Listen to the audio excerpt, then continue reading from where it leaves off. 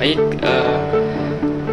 perkenalkan, nama saya Ali Darmawan dengan NIM 21053125 dari Prodi Pendidikan Ekonomi Universitas Negeri Padang. Nah, di mana kali ini saya akan membuat video pembelajaran yang berjudul tentang kebijakan pemerintah di bidang ekonomi, fiskal hingga perdagangan internasional. Nah, seperti kita ketahui, ada banyak jenis kebijakan pemerintah di dalam bidang ekonomi. Tujuan dari kebijakan ekonomi tersebut ialah untuk mengatur sistem perekonomian suatu negara sehingga dapat mencapai kemakmuran. Kebijakan ekonomi secara umum mencakup pasar, tenaga kerja, aset, kepemilikan negara, otonomi daerah, serta intervensi pemerintah dalam menentukan arah perekonomian suatu negara. Nah, selanjutnya itu adalah peran pemerintah dalam kegiatan ekonomi, di mana peran ini dikutip dari buku Peran Pelaku Ekonomi dalam Kegiatan Ekonomi yang ditulis oleh Wiwit Yuliana dalam Sistem Perekonomian Negara Indonesia.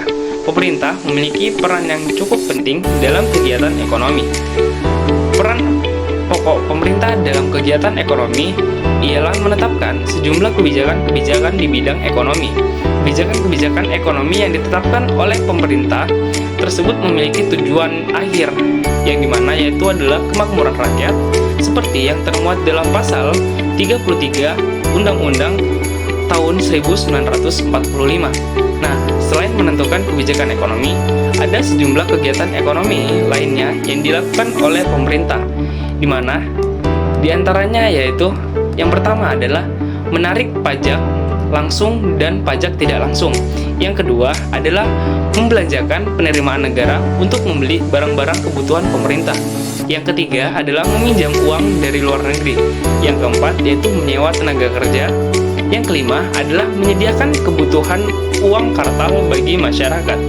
Yang keenam adalah kegiatan ekonomi yang dilakukan sektor pemerintah juga meliputi kegiatan produksi, konsumsi, distribusi, dan regulator. Nah, selanjutnya adalah ada kebijakan pemerintah di bidang ekonomi. Seperti yang saya jelaskan sebelumnya, pemerintah memiliki tugas pokok dalam perekonomian negara, yaitu menetapkan kebijakan-kebijakan ekonomi yang dapat mengatur sistem perekonomian suatu negara. Menurut Cucu Reza Asmarani, MPD, dalam bukunya Pelaku Ekonomi dalam Kegiatan Ekonomi, ada banyak kebijakan pemerintah di bidang ekonomi tersebut. Kebijakan tersebut pada umumnya dikelompokkan ke dalam beberapa kelompok. Adapun kebijakan pemerintah di bidang ekonomi yaitu kebijakan fiskal, kebijakan moneter, kebijakan keuangan internasional, dan kebijakan perdagangan internasional. Berikut uraiannya. Yang pertama adalah kebijakan fiskal. Kebijakan fiskal adalah jenis kebijakan yang dikeluarkan oleh pemerintah, yang mana kebijakan ini berhubungan dengan pendapatan dan pengeluaran pada suatu negara.